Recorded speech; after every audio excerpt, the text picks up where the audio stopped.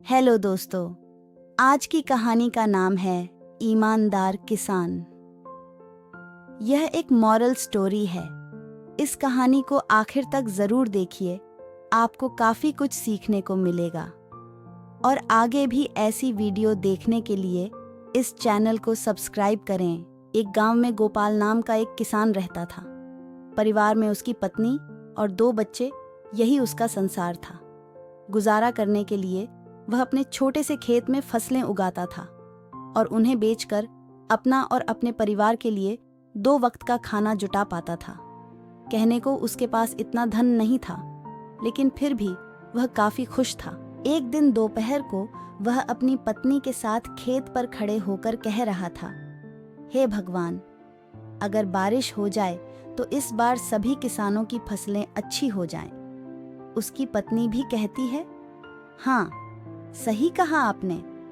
अगर बारिश हो जाती है तो इस बार काफी अनाज हम किसानों के पास आ जाएगा।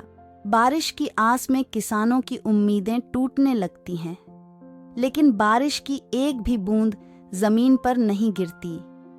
परिणाम यह होता है कि सभी किसानों की फसलें बर्बाद हो जाती हैं और सूखने लगती हैं। गोपाल की फसल भी पूरी तरह बेकार हो जाती है। ये देखकर गोपाल कहता है, हे भगवान, इस बार किसानों का बहुत नुकसान हुआ है। फसलें पूरी तरह नष्ट हो चुकी हैं। मैंने तो इस फसल और बच्चों की पढ़ाई के लिए कर्जा भी ले रखा था। अब मैं इस कर्जे को कैसे चुकाऊंगा? यह सुनकर गोपाल की पत्नी गोपाल को सहारा देते हुए कहती है, कोई बात नहीं, अब जो होना था वह तो हो गया। हमारी पड़ोस वाली दीदी कह रही थी कि संतोष भैया शहर गए हैं। हो सके तो आप भी शहर चले जाइए। शहर जाकर थोड़ा पैसे कमा पाएंगे तो कर्जा भी चुका देंगे। यह सुनकर गोपाल कहता है, हाँ, अब मेरे पास केवल 2 ही रास्ते हैं, या तो मैं शहर जाकर थोड़े बहुत पैसे कमा लूं या फिर खेत बेच दूं।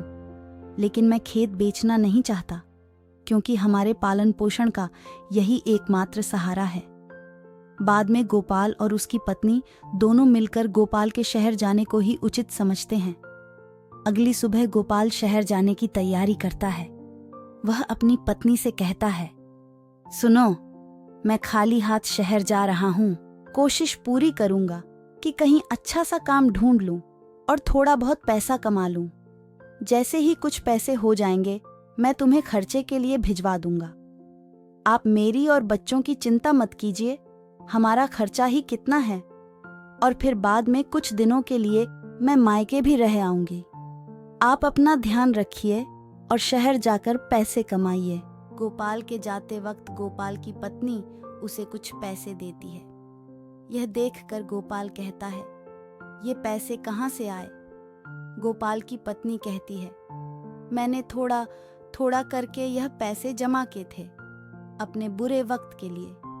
अब शायद इनका सही वक्त आ चुका है।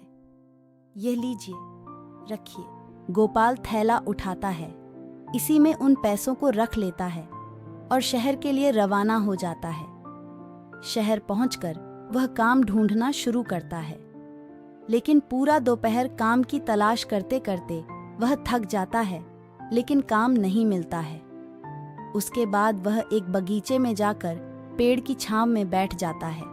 वहीं पास में 2 जेब कतरे आपस में बात कर रहे होते हैं। सुन बे चंगुल, 3 दिनों से कोई भी मुर्गा हाथ नहीं लगा है। लगता है इसके पास काफी माल है। इस बार खाली हाथ लौटकर नहीं आना है। सही कहा मालिक, आपकी निगाहें तो बहुत तेज हैं। चल, अब तारीफ करना बंद कर और काम पर लग जा। मैं इसे बातों में उलझा लूंगा और तू इसका थैला लेकर 9-2-11 हो जाना।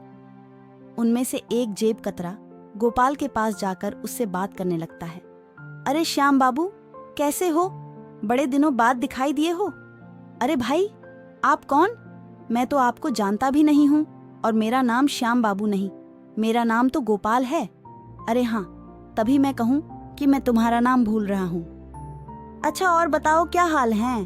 अरे क्या बताऊं भैया, गांव से शहर आया हूँ काम की तलाश में, लेकिन काम मिल नहीं रहा। अगर आप मुझे जानते हो तो मेरे लिए कोई काम ही बता दो। इन दोनों की बातचीत हो ही रही थी, तभी चंगुल गोपाल का थैला लेकर 9-2-11 हो जाता है। पहला झेप कतरा कहता है, अरे भाई लगता है पहचानने में गलती हो गई, चलो मैं चलता हूँ।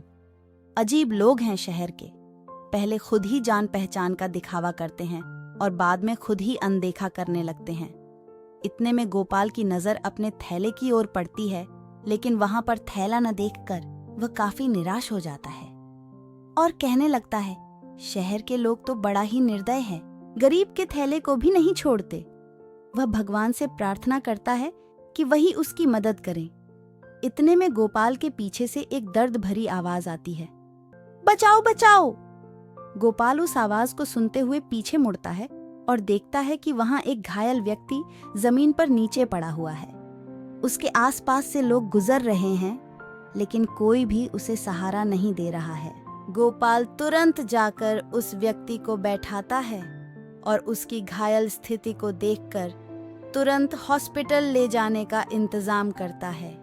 हॉस्पिटल ले जाकर वह डॉक्टर से बात करता है, डॉक्टर साहब इन्हें देख लीजिए, यह बहुत घायल है और दर्द के मारे कराह रहे हैं। डॉक्टर उस व्यक्ति की हालत देखता है और कहता है, तुरंत इलाज शुरू करना होगा। इसके लिए तुम्हें कुछ पैसे काउंटर पर जमा करने होंगे। यह सुनकर गोपाल आश्चर्य में पड़ जाता है और डॉक्टर से कहता है, डॉक्टर साहब आज सुबह ही मैं शहर आया हूँ काम की तलाश में, लेकिन काम तो मिला नहीं, ऊपर से मेरा थैला भी किसी ने चुरा लिया। मेरे पास अब कोई पैसा नहीं है। मैं खुद भूखा भूखा काम की तलाश में इधर उधर घूम रहा था, लेकिन तभी मुझे ये जमीन पर घायल पड़े दिखाई दिए और मैं इन्हें हॉस्पिटल लेकर आ गया। और भी आगे वीडियो देखने के लिए इस चैनल को सब्सक्राइब करें।